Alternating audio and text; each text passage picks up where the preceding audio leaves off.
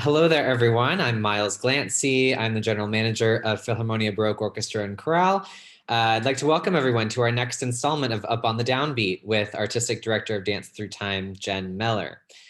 During this event, you do have a choice whether or not to make yourself visible by turning your video feed on or off. You can do this by pressing Start Video or Stop Video on the bottom of your screen if you're using a computer. We do ask that you mute your microphones throughout the event, but we do encourage you to unmute and speak up if you have a burning question for Jen or are confused about something. You'll also have an opportunity to ask questions at the end live during our Q&A if you'd like. You can also choose to ask questions in the chat as well, which is down below. In order to toggle with your view settings to optimize your experience with us today, if you are using a computer, you can go to the top right-hand corner of your screen. It should say View, and there you can toggle between gallery view or speaker view, whatever you prefer. As always, if you have any issues, you can email info@philharmonia.org or use the chat feature. I'd now like to introduce PBO's Director of Education, Lisa Grodin. Thank you, Miles. We have a real treat in store today. So Jen Meller is here, as always, Artistic Director of Dance Through Time. And we also have William Skeen, who is PBO's, hey,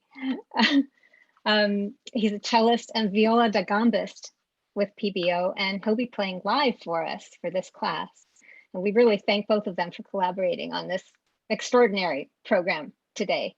Up on the Downbeat series, it explores the multifaceted connections between music and dance, musicians and dancers. We try to embody the ideals that moved people historically and give them relevance in our own time. So this is a particularly juicy episode that will allow us to take a peek into the intrigue, the drama, and yes, the scandal in the ballroom. And without further ado, let's make haste to the ball. Okay. Hi, everybody. Nice, Lisa. We are going to have a dance class today, so do prepare. But first, I'm going to show some images and tell a story about. I'll tell you some stories and show you some pictures. Doesn't that sound great? Okay, I'm going to share.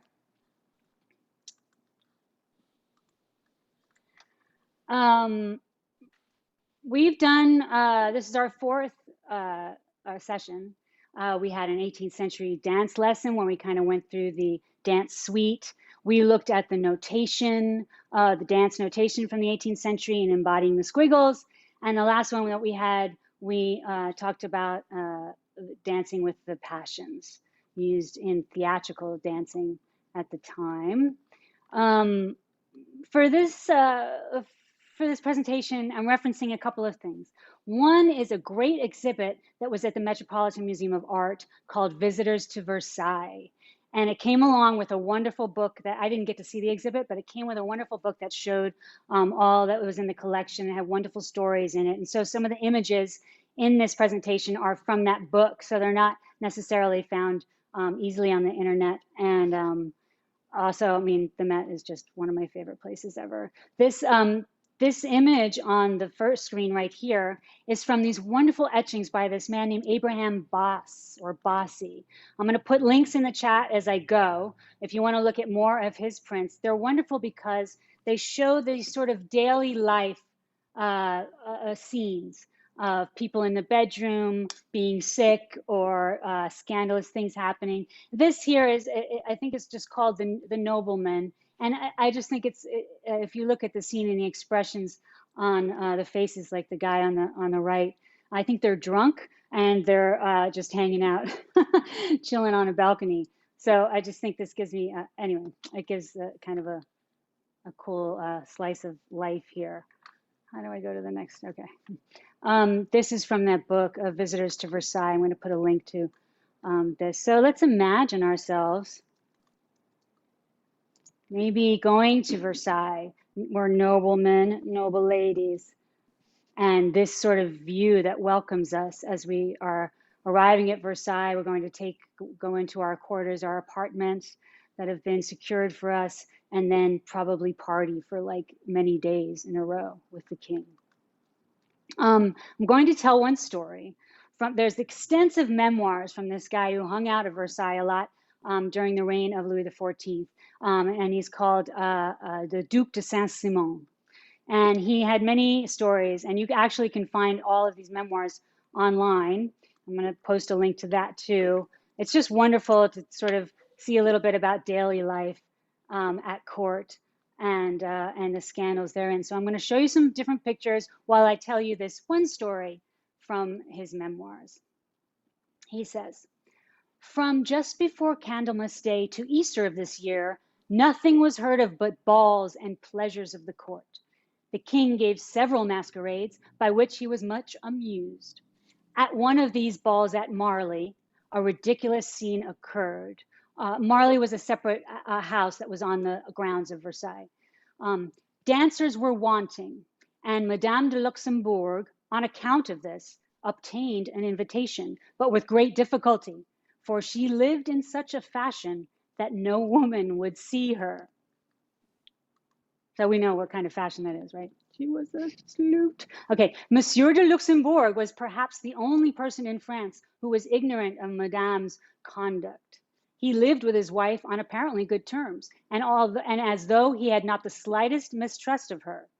On this occasion, because of want of dancers, the king made older people dance than was customary, and among others, Madame de Luxembourg,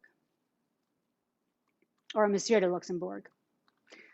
Everybody was compelled to be masked.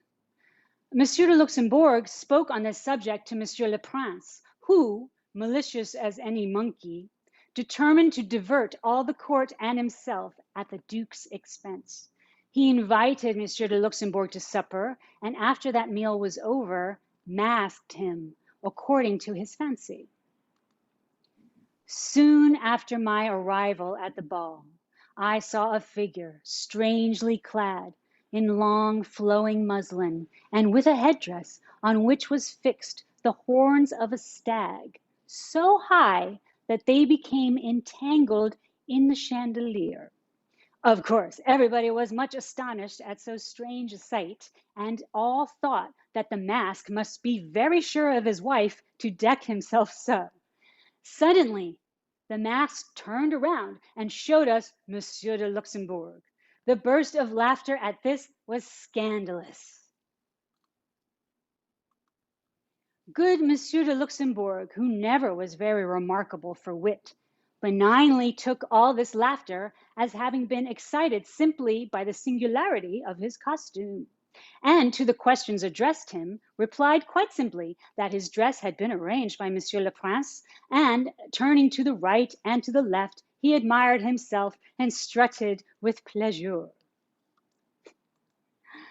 In a moment more, the ladies arrived, and the king immediately after them. The laughter commenced anew, as loudly as ever, and Monsieur de Luxembourg presented himself to the company with a confidence that was ravishing. His wife had heard nothing of this masquerading, and when she saw it, lost countenance, brazen as she was. Everybody stared at her and her husband, and seemed dying of laughter. Monsieur le Prince looked at the scene from behind the king, and inwardly laughed at his malicious trick. This amusement lasted throughout all the ball, and the king, self-contained as he usually was, laughed also. People were never tired of admiring an invention so cruelly ridiculous, and spoke of it for several days. So to attend a ball at any court, you must dress well. And at Versailles, there were particular rules, and you were required to wear certain styles of dress, the French style, or you would be denied entry. Here are some examples of a man's habit à la Française. These were on display at the Met exhibition. A dress like this would have a detachable train for dancing. In addition to having the special clothing, of course, you would receive lessons from your dancing master on how to comport yourself properly in noble company. Here is an image of a woman. It's an image showing how a woman is to properly give or receive a gift. The dancing master would also give you lessons in standing, walking, the giving and receiving of gifts, as well as training in all the fashionable dances of the day. Here is a great example of some people comporting themselves in a wonderful manner. I love the man in the center, his hands. Aren't they so very graceful? And he has this air about him, this nonchalance, this ease that we'll talk about later when we're dancing. After your lessons and donning your new fancy clothing, because no one would ever wear the same ball gown or suit more than once, you might travel to the ball in a carriage such as this if you were a prince or princess. Imagine this drawn by many horses.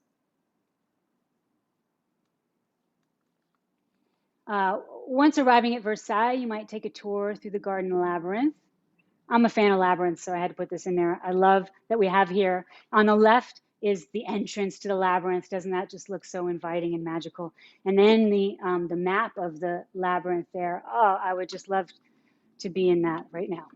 And then on the right here we have the king receiving some guests. So you might have to stand for hours waiting to be greeted by the king.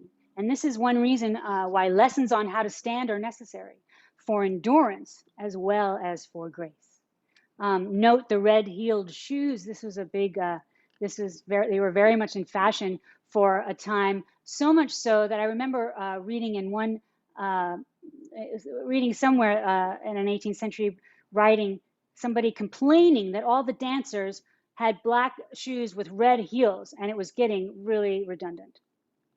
In the time of Louis XIII and XIV, a dance called the courant was a popular social dance for couples. This is like the precursor to the minuet, which you may have heard of. This is like 17th century dance. After a series of group dances that would normally start the ball, couples would come forward to dance their version of the courant. I am especially interested in the courant right now because it's a little mysterious. It happens in this time between the Renaissance and the Baroque, in which we don't have a lot of dancing manuals in this time.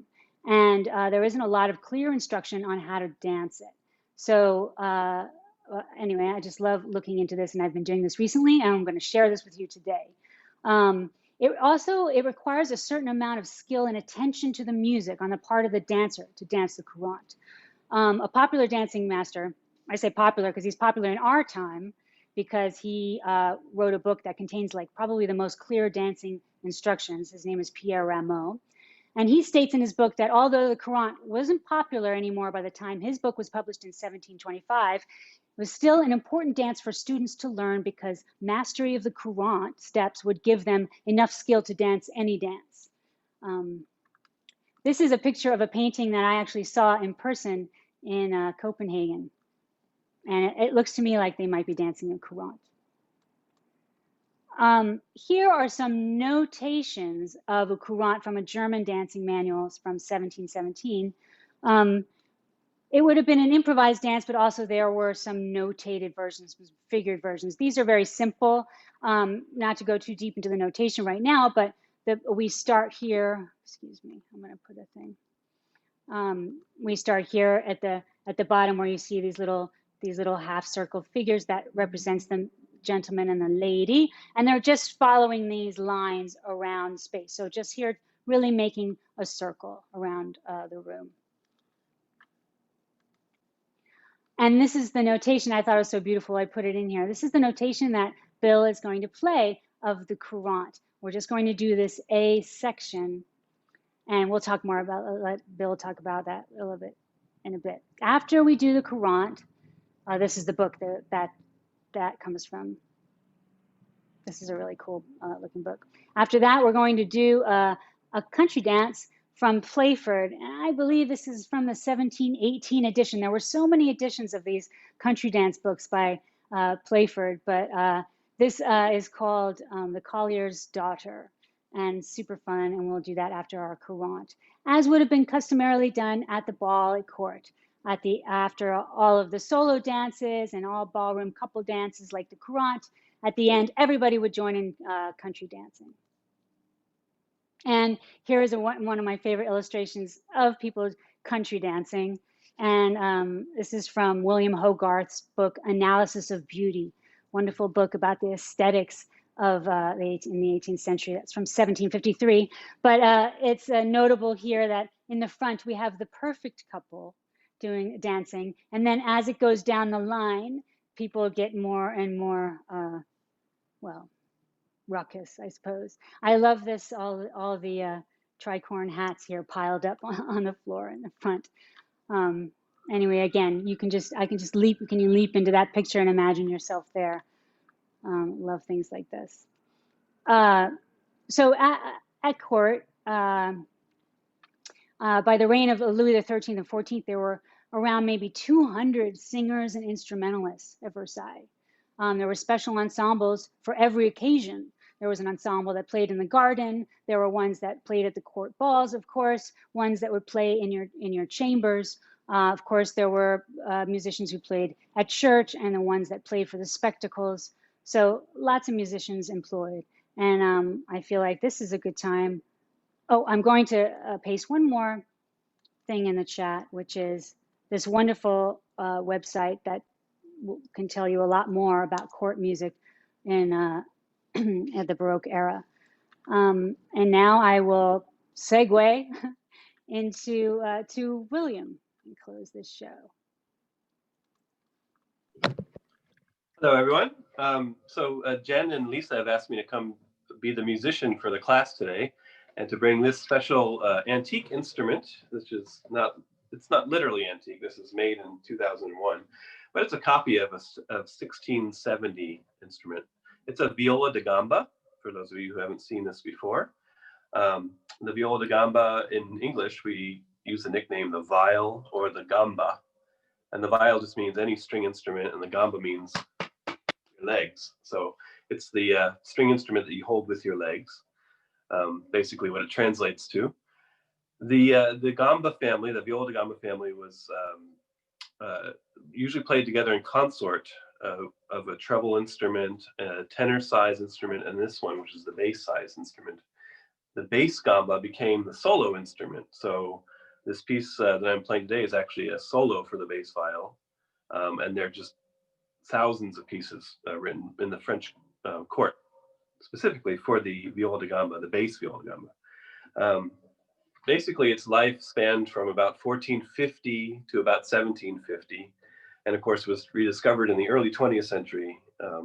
It's pretty funny what they thought the instrument was supposed to look like, but they finally figured out what it used to be, and here's a copy of it. All of the viols or the gambas have basically they have 6 strings to them.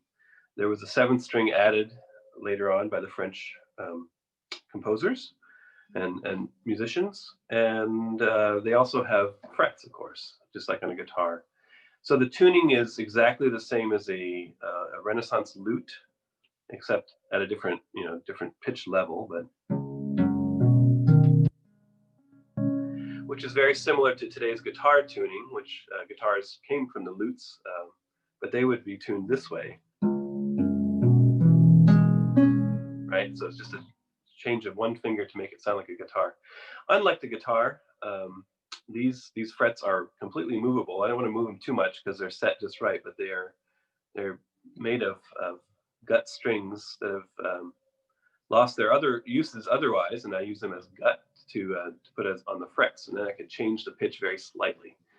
The other more important thing about the gamba is, of course, how it's bowed, and so the instrument is thought to have developed from a Middle Eastern instrument, probably the kamench, which also probably came originally from something like a Chinese instrument, like an erhu.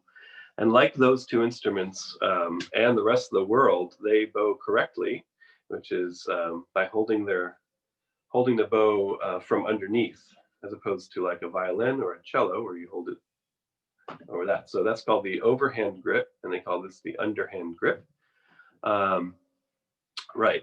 So and the other important difference is that unlike a cello or a violin, where your strong note is produced by moving your arm this way, because you're holding the bow the other way, this becomes the strong impulse, and this becomes the weak bowing. So we call it a push and a pull, a little different than a down and an up bow.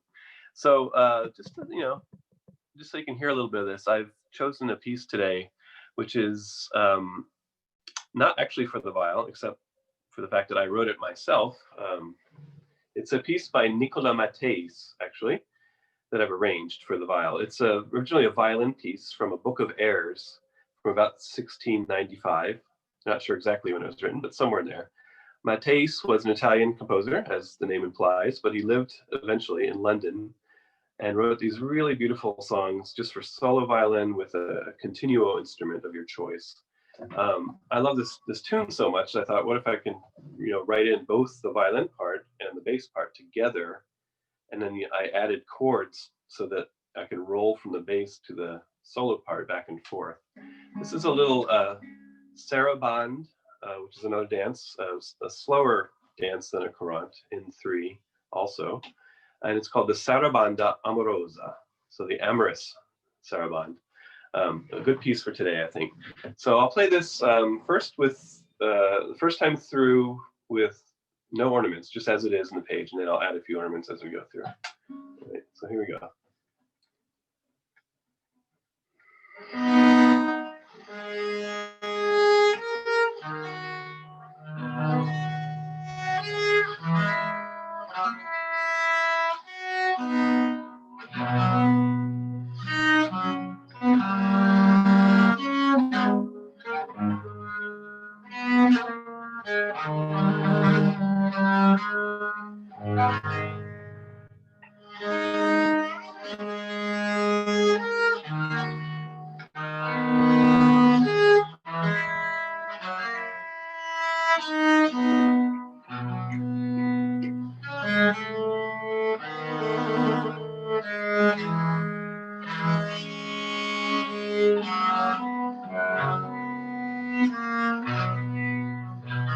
And with ornaments.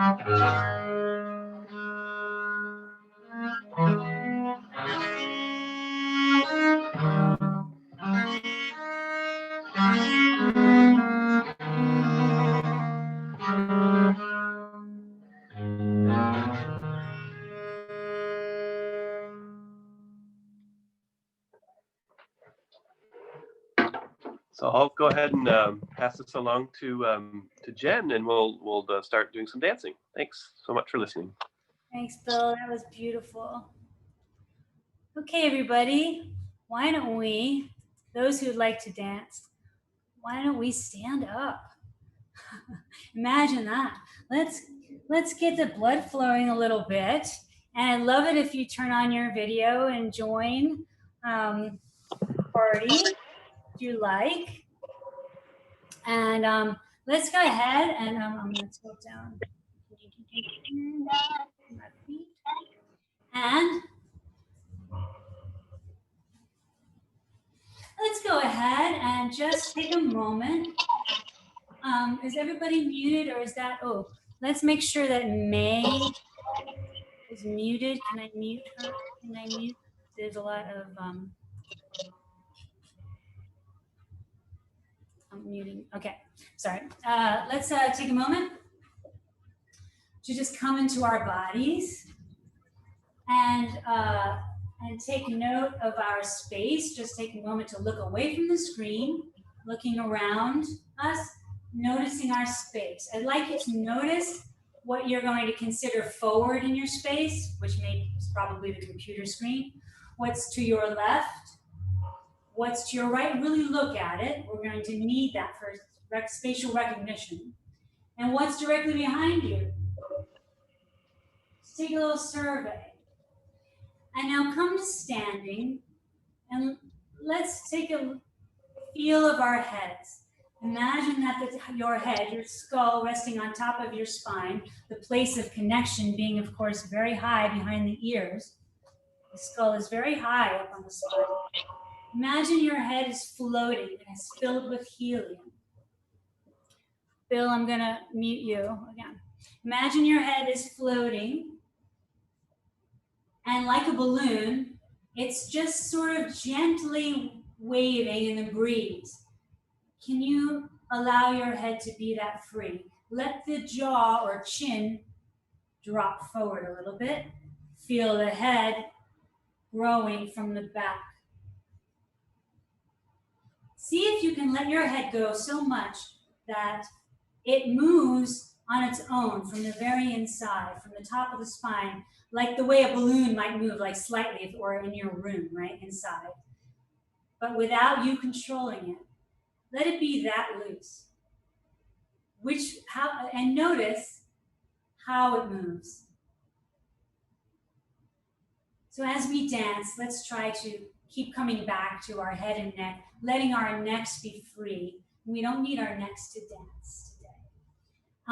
And then, like every balloon, it has a string, and that string comes down the front of the spine, hanging down, and goes all the way to the floor. And this string also waves slightly in the breeze of your inner chambers. And it's in front of the spine, so it's around your guts and going all the way to the floor. So there, from your chin or from the center of your head all the way to the floor, is this center line of iniction. If we transfer our weight over to one leg, can you imagine, visualize that single thread, that single string moving over onto one foot? And now take the weight over onto the other foot. And we're simply noticing our control. And this right here, to me, is just the beginning of dancing right here. This transferring of the weight. Now, as we transfer the weight from side to side, first let's come to 2 feet. Take a moment to breathe in at your own pace and out. And you can move your arms like this if it helps. Breathing in and breathing out. And now when you breathe out, let the knees fall to the side. Breathing in and letting the knees fall out. Breathing in and letting the knees fall out. As you breathe in, you find your heels. Push those heels into the floor. And then let the front of the ankles fold and soften. to let the knees fall out to the side. Now I'm going to add some rhythm. Breathe in on the 1, out on the 2 and the 3. 1, 2, 3. 1, 2, 3. 1, 2, 3. 1, 2, 3. 1, 2, 3. This is like a courant. 2, 3. We are up on the downbeat. 3 and up.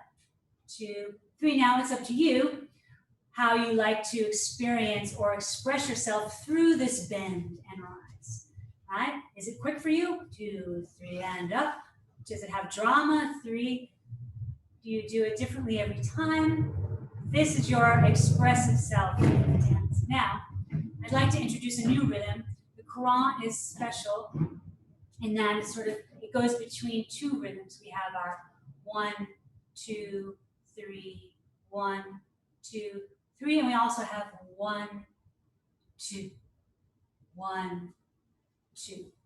Let's feel it like this. First of all, that difference is 1 and 2 and 3, 1 and 2 and 3, 1 and 2 and 1 and 2 and 1 and 2 and 3, 1 and 2 and I want to be in America.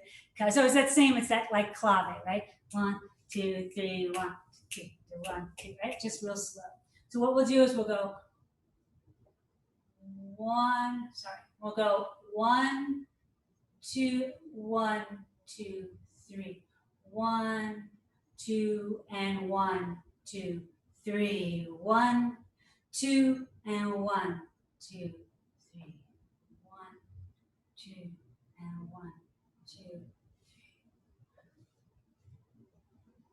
2, and 1, 2, 3. Now for the arms, we have our hands are just sort of floating up. I don't know if you can see them very well, except forward. With the palms down, this is sort of our home base for our hands. I like to feel like they're on clouds. And as I'm dancing, I'm feeling, so go like this, so we wake up our hands a little bit. So I have energy in my hands. And as I'm dancing, it's perfectly appropriate to dance in the ballroom with your hands in this position the whole time. And just moving them along. So feel that a little bit as you dance. Now, if you would like to try something a little different or something more, we'll just bring the hands with the palms up and the palms down. Palms up and palms down. Just very nice. It's very slight. So we'll be, for some reason I'm having rhythm issues. 1, 2, 3, 1, 2, and 1, 2, 3, 1, 2, and 1, 2, 3. So this, when we're down, we're kind of, if there were eyes on your palms, they're facing you here, eyes looking in towards you, and then looking out. So 1, 2, and 1, 2, 3, 1, 2, and 1, 2, 3, 1, 2, and 1, 2, 3, 1, 2, and 1, 2, 3. Now for the steps, very simple. We're going to go 1, 2, and 1, 2, 3. It's right on the beats. 1, 2, and 1, 2, 3. So try that for a while. 1, 2, and 1, 2, 3. We'll be alternating feet. 2, and 1, 2, 3. We won't be going quite this fast. 2, 1, 2, 3. But what about our bend and our rise? We want to add that in, right? When we take those 2 steps, each of those is a rise. 1, 2. And then we only rise on the first step of those 3. 1, 2, 3. 1, 2, and 1, 2, 3. 1, 2, and 1, 2, 3. 1, 2, and 1. Yes, yes, it's some coordination. These are all the elements. We have that palms up and down, the steps, 1, 2, 1, 2, 3, and the rise, the bend and the rise. Choose to focus on one of those things. Well, I'm going to add one more, and that's the figure, the track that we're going to trace in our space. So let's take ourselves into the center of our space firstly, and just take note of whatever you think is the center of your space. Take note of all the room you have to step or to dance around you, okay? And now take some steps backwards into the very furthest back place. This is the place we're going to start from. And we're going to first just come forward, which would be customary in dances of the time. So we start in the back and we come forward, presenting ourselves to the présence, to the king, right? We're going to come forward for a couple of bars, and then we're going to go backwards, like that. And then we're going to trace an S shape on the floor. Going to the right first, I'm going to mirror you, I'm going to the left, doing an S shape on the floor. Just like that cat's tail. At the end of our S shape, we'll be facing the back. And then right away though, we're going to turn around to face front. And then we're going to walk, and then we're going to back up, as is customary for dances of the time, to end backing up. And that will be the end of our dance. So again, we're coming forward, we're going back, we're tracing an S shape up to the front part, ending up with our back to the front, and then soon just turning around, and then we make our way backwards back to where we came from. Okay? So let's start, let's take a look at the steps that go with this. We're going to do our 2-step, 3-step combo coming forward. I'm going to start on the, you can start on the right foot, I'll start on the left. So we go 1, 2, and 1, 2, 3. Same thing going back. 1, 2, and 1, 2, 3. And then same thing, same steps, but in the S shape. 2 bars, or 4 bars. 1, 2, 3 for the first part of the S, then 1, 2, 1, 2, 3. Now we're facing back. And now just take your right foot behind and use it to pivot, to turn yourself around to the front. It's very simple, okay? It's very simple. Oh, there you are. And now take that same leg, which maybe swing it around in a nice little semicircle and collect it together with the heels. Very regal, very sustained here. So we do that, that is a 1 and 2, 1, 2, 3. I'm still hearing that clave kind of going by that beat. And then we're going to take the right foot back and do 2 little runs. 1 and 2 and 1 and 2, 3, and then the 2-step, 3-step to finish. 1, 2, 1, 2.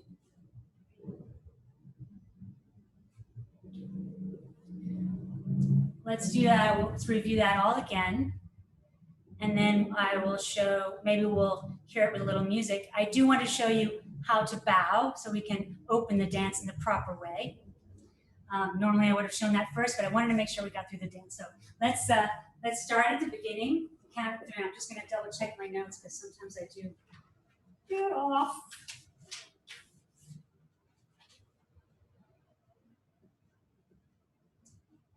Yes, yes, yes. Here we go. 1, 2.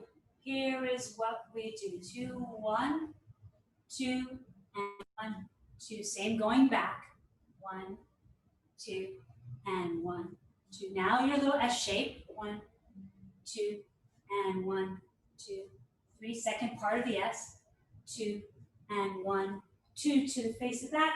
1, 2, and 1, 2, 3. Then step, rond, and step, rond, and 1, 2, 1, 2, 3. Can we try just that part with the music and make sure that I'm counting it right? Let's hear a little bit of the music. Get us into the vibe of it.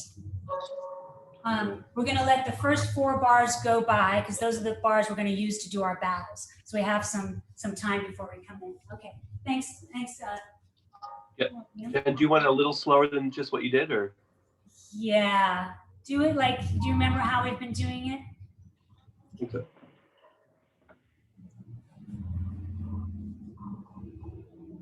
One, 2, 3.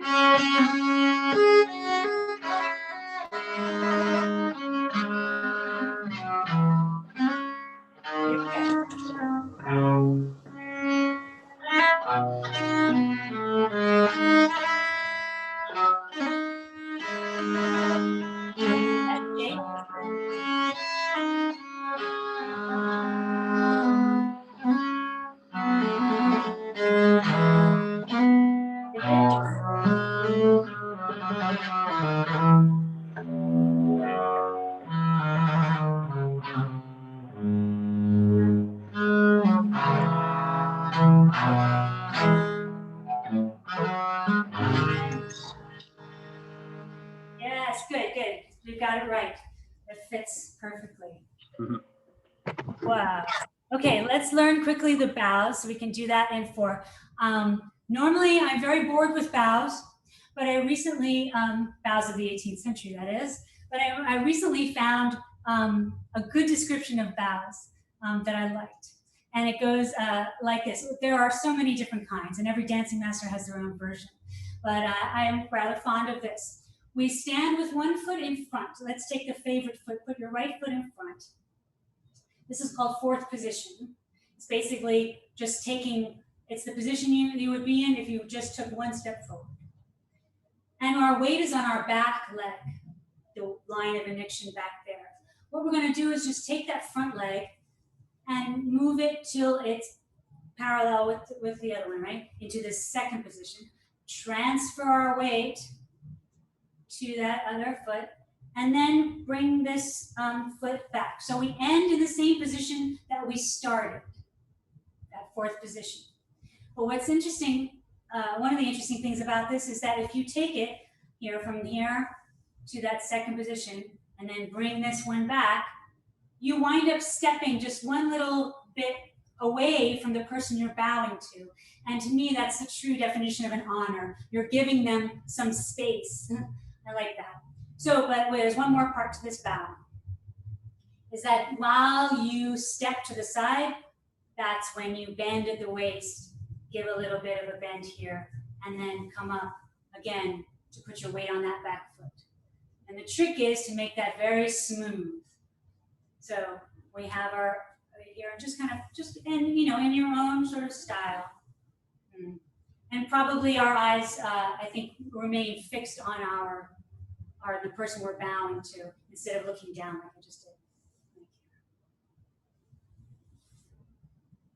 And I think it's described that we should actually bow on that 2nd position, and then our eyes up. So isn't that nice? So what we'll do is we'll start in that position, and we have 1, 2, 3, 2, 2, 3, 3, 2, 3, and this would be where you would take the hand of your partner on that 4th bar.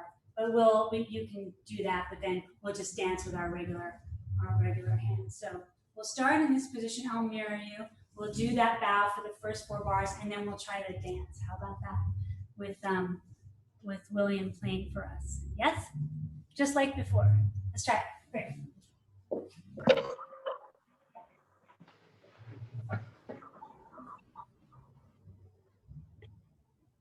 1, 2, 3.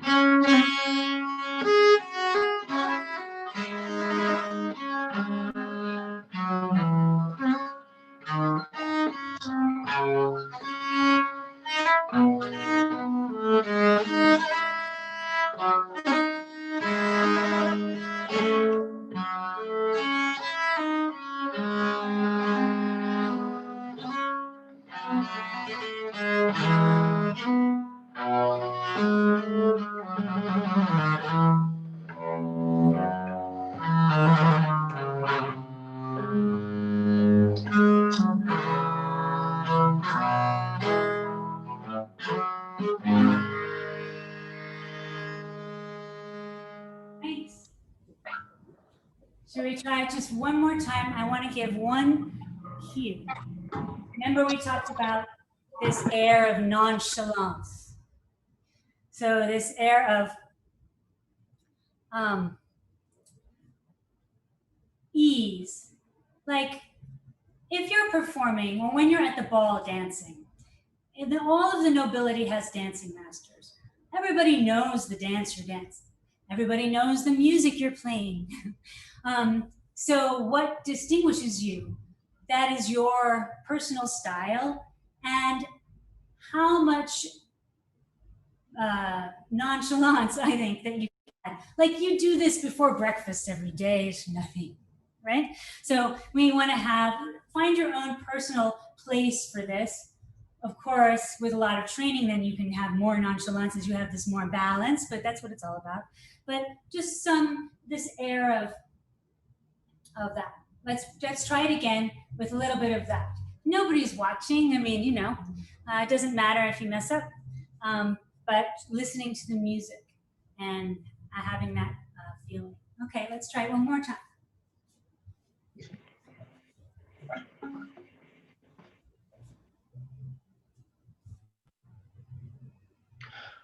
One, two, three.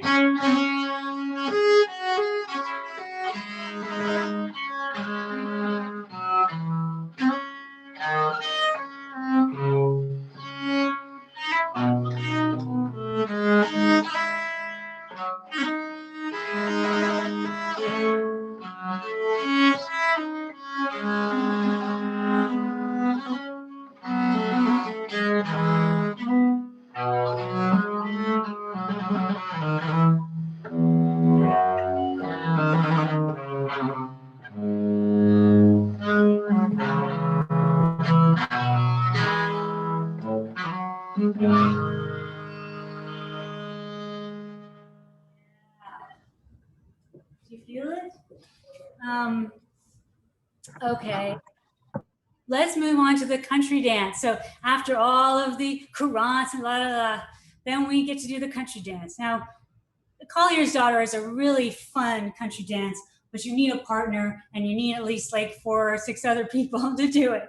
So what I've done is I've just choreographed something for us to do at home that will maybe give us a sense of the air and we get to dance to this lovely tune. We're going to start similarly as the other one, where we start back. And we're going to take, we'll take a quick bow for this one. And let's do a ladies' bow. So remember I said I was bored with bows? Especially the ladies' bow, which would be just this sort of, oh, how boring. But this is another one that I found, which is, what if we're standing in any position, let's say this 4th position, and we bring the feet together like this, and right now my weight's on this leg. Bring the feet together. As I bend, I transfer that weight to the next foot and then rise on that one. And then give a little you can give a little spiral, a little wave to the head as you go.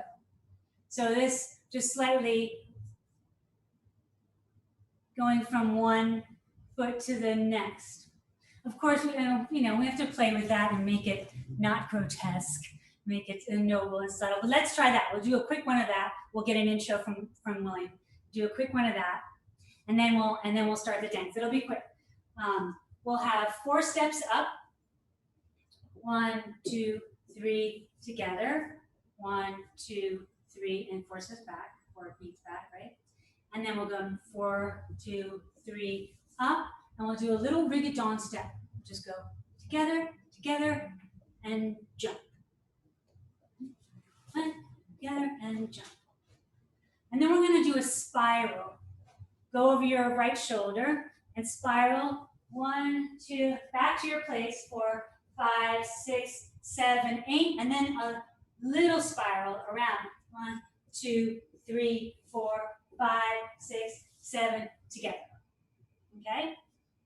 So we have 1, 2, 3, 4, 5, 6, 7, 8. 1, 2, 3, 4, 5, 6, 7. Spiral. 1, 2, 3, 4, 5, 6, 7, 8, and then a smaller circle, right? 5, 6, 7, 8. And the chassé portion, take your right leg forward, chassé sideways towards the camera. 1, 2, 3, together. 1, and then back. 3, together. And now it's going to be necessary to check your walls. We go to our right wall. Is that right wall? Left wall? Pivot. 1, and then really look at the back wall. 1, and 2, and 3, and together. And then we go with the left foot up, right? Chassé. 2, 3, together, chassé. And now really look before you step. Pivot, pivot, pivot, together. And that's the whole dance. Let's try it with the music, and then I'll give a cues of some extra little flourishy steps we can do. Shall we? Okay. Great. So I'll do that. Give us just that intro, the 2-bar intro. We'll have time to do our little quick bow. Yeah, I think it's 4 bars, but yeah, 4 minutes. Yes.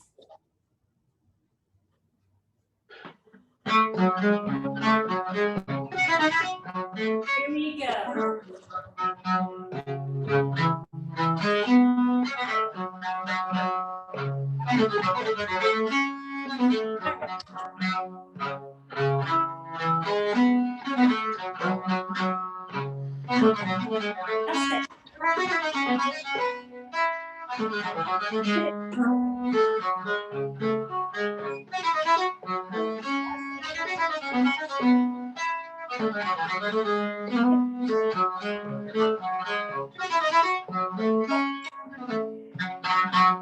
Now, one quick, I could stop you for a second. Just one quick thing. Of course, we can put in our skipping steps, especially on that spiral part.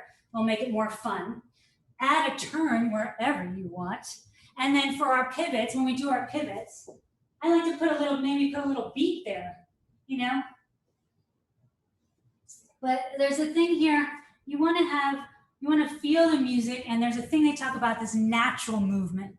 So finding your own natural way to move with the music, okay? You have the steps to sort of guide you as a framework, but the idea is you're expressing yourself, meeting people in the ballroom. You want people to see your true self, right? So find the way it feels good to you. And let's do it maybe a couple this time. All right.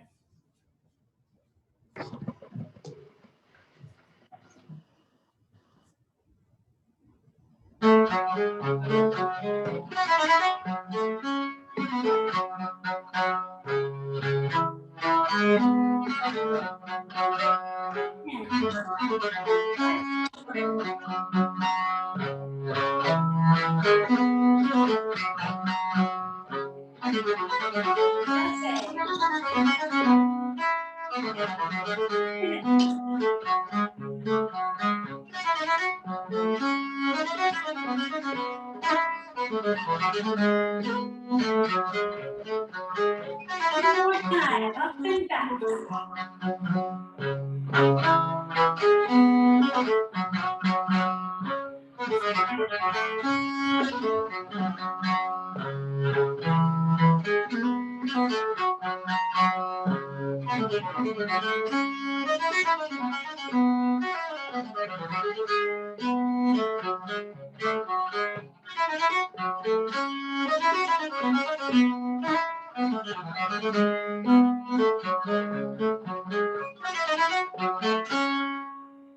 Thank you. Excellent. That was super fun. Thanks, everyone. It's a little too tight today. Just taking a look at the chat, or open it up for any questions.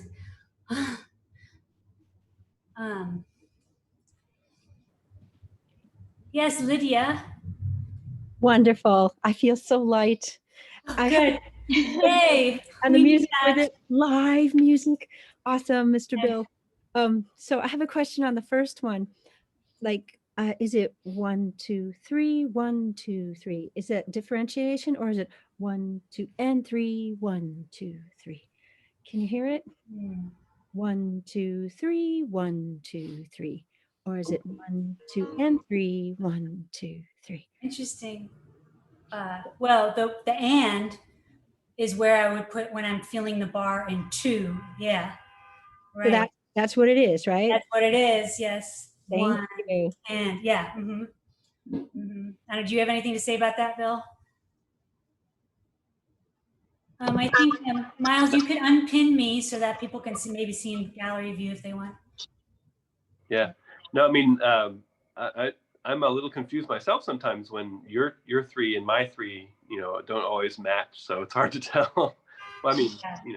because these karats are specifically trying to mess with you, I think. So. Oh yeah, totally. In fact, I went through the music at first and started making decisions about which bars I thought were more 3 and which were more 2, and I couldn't find a pattern that I thought would be worth memorizing.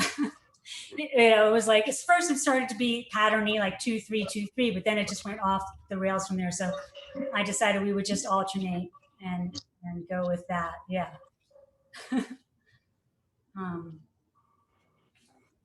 Any other questions?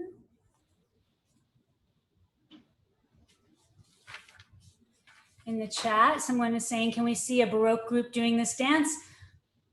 Okay, you can, if you go to dancethroughtime.org, you can see that I give weekly classes in Baroque dance. You can certainly come and they're for beginners. And also I'm trying to do performances, some online, but certainly once we can do performances live, we're local to the San Francisco area.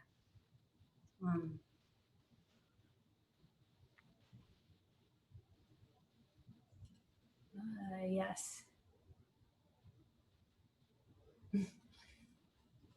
It is at the hour. I don't know if we can go over, but that was super fun. Thanks everyone for joining. I think I'm not seeing the non-video people, but I just want to give a shout out to my first Baroque dance teacher, I believe is here.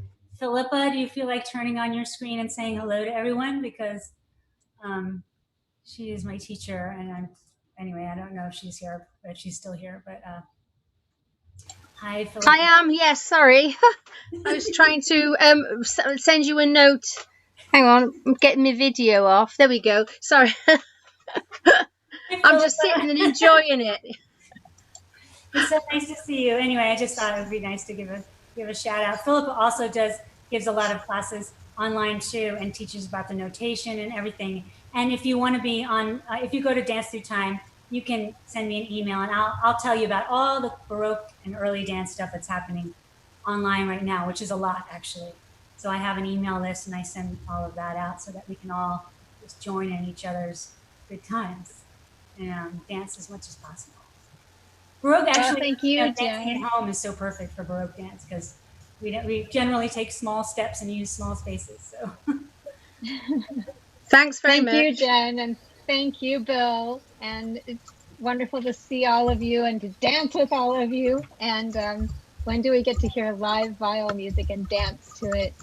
And hear about gossip, even if it's hundreds of years old. Thank you so much for all of your expertise, Jen and Bill. And thank you, Miles. And thanks to the people, the PBO staff who are working behind the scenes. That usually includes Jeff Phillips and Naren Larson and Layla Zaksouk. So thank you very much for this opportunity to share music and dance with you all. Absolutely, our pleasure. And thanks so much, Jen, for another lovely program. You always curate the best program, so thanks so much. I always have awesome. All right, and thanks everyone for joining. See you next time. Bye.